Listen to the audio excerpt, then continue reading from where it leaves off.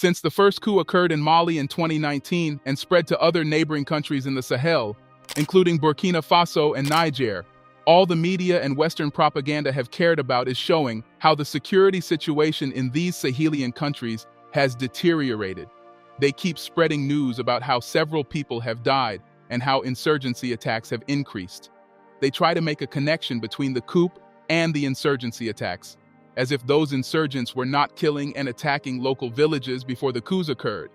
Well, this shouldn't be surprising when the media is nothing but a tool for the West to spread their ideas, one of which is trying to change public opinion about the coup leaders in Mali, Burkina Faso, and Niger who are currently defiant against them.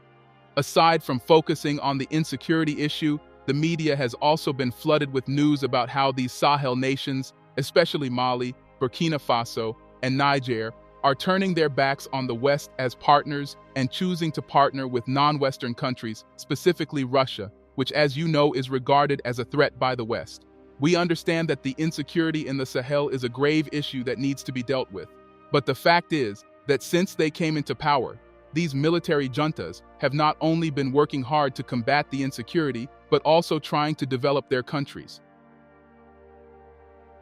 So, instead of the media just focusing on all the things they have not achieved, why don't they show the world more of the things they have done, no matter how little it is? We are pretty sure that if the military juntas of Mali, Burkina Faso, and Niger were allies of the West, every little seemingly good thing they do in their country would be blown out of proportion. So that's why in this video, we are going to show you what the military junta of Mali, Colonel Assimi Goïta, just did. He signed a very big contract with Russia to build something that would be beneficial to the Malian economy.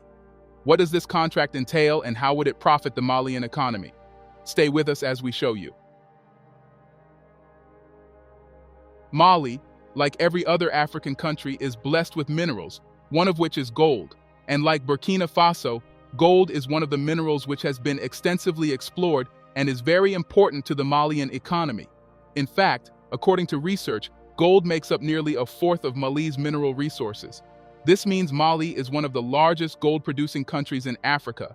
Now, just recently, Mali signed a contract with Russia to build a new gold refinery in Mali's capital city of Bamako.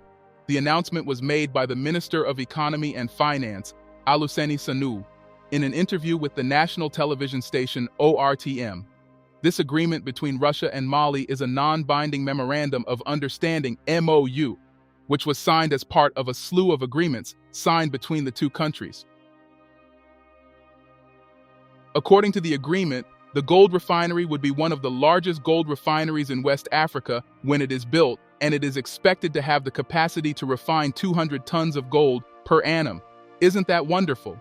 Now, while the project's construction timeline has not been disclosed, Alouseni Sanou, Mali's Minister of Economy and Finance, stated that the Memorandum of Understanding with Russia will be valid for 4 years. This means that hopefully, if all goes as planned, we should expect the construction of the refinery to be completed before 2028. So why did Mali decide to build a new gold refinery? Now, as we said earlier, even though Mali is one of the poorest nations in the Sahel plagued with insecurity, it is one of Africa's leading gold producers. In 2022, Mali produced 72.2 tons of gold in 2022, including 6 tons by artisanal gold planters. While the Sahelian country boasts of manganese and lithium, 2 minerals key to the global energy transition, these minerals have not been extensively explored, so its economy depends heavily on gold production. According to the former mines minister, Lamine Seydou Traoré, gold accounts for 25% of the national budget, 75% of exports, and 10% of GDP. However, as with most African nations, Mali's mining sector is heavily dominated by foreign companies. These companies include Canadian firm B2 Gold, which owns the largest share of the mining industry, Barrick Gold, Australia's Resolute Mining, and the British Hummingbird Resources. These foreign companies have continued to operate despite political instability and an expanding militant insurgency. Now, before Assimi Goïta came into power, the government and local investors' stakes in mining projects were just 20%. Can you imagine this? Foreign companies that are coming into the country to exploit the resources for their own profit. enjoy a whopping 80% of every mining project, and the previous Malian civilian governments were cool with this. Not only that, but these foreign companies were granted tax exemptions because of the insecurity in the country. This means these companies do not pay taxes on profits obtained from the production and sale of gold extracted in Mali. And the reason why the government grants them this right is so they can stay despite the insurgency in the country. Mali is not the only African country that uses tax exemptions as an incentive to attract foreign companies to come and supposedly invest. Most African countries use this incentive to attract and make foreign companies stay, but at the end of the day, is it really profitable for them? The answer is no. The demerits of having foreign companies in Africa are far greater than their merits because they contribute to the current state of development in Africa. But that's a topic for another day. Back to Mali. When President Assimi Goïta came into power in 2020, he, like Ibrahim Traoré, made sovereignty a priority, and so he decided to change things in the mining sector. Seeing the low percentage stake that the government has in mining projects, in August 2023, President Assimi signed into law a new mining code.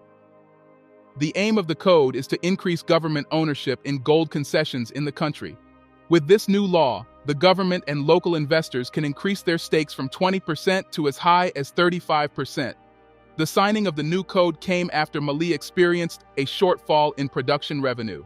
The shortfall revealed by Mali's finance minister, Alousseini Sanou, showed that there was a missing amount of revenue, ranging from $497 million to $995 million, which the government intends to recover.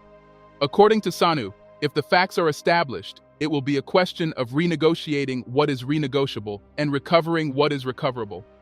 He added that it would be possible to regain 300 to 400 billion CFA francs after negotiations with the foreign companies.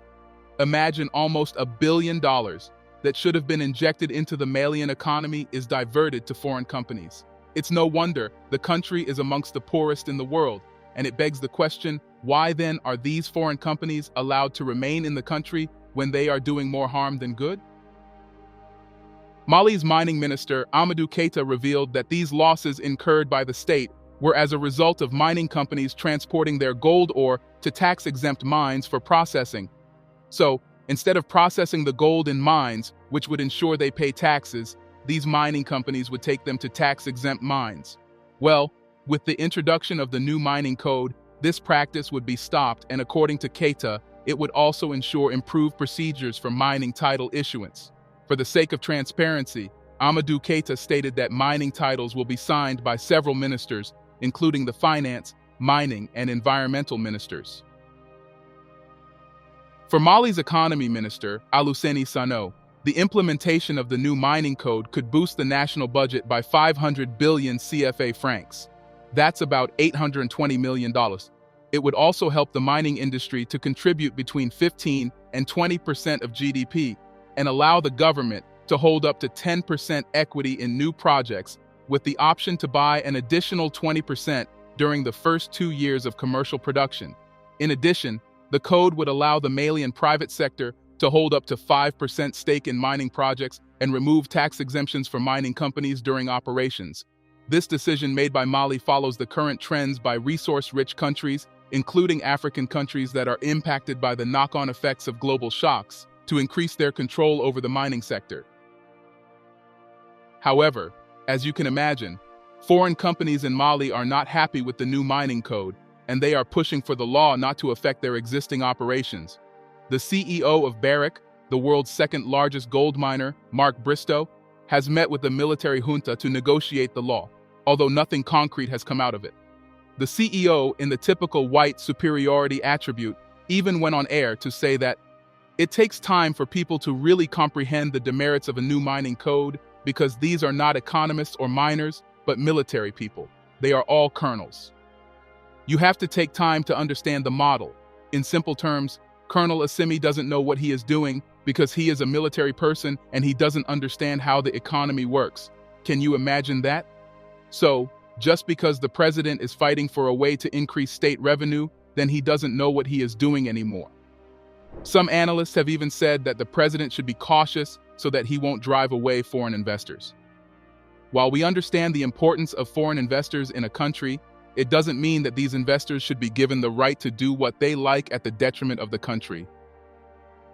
Honestly, all these foreign companies in Africa should leave because they do not have much to offer Africa.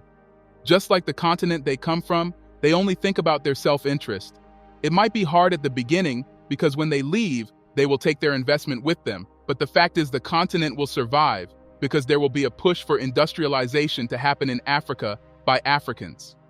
Africans are more than intelligent enough to industrialize the continent without any aid from the West. It's time for Africans to realize this. And this must be what President Assimi Goïta realized. That's why he decided to partner with Russia to build a gold refinery. According to Olusegun Sanu, the Minister of Economy and Finance in Mali, the refinery would make it possible not only to control all gold production, but also to correctly apply all taxes and duties. This means they would be able to monitor and ensure that companies do not process and refine gold at tax-exempt mines. This is truly one of the biggest contracts to be signed by the Malian government, and it is proof that the president is watching out for the country of Mali. What are your thoughts? Let us know in the comment section down below, and don't forget to like, subscribe, and share this video.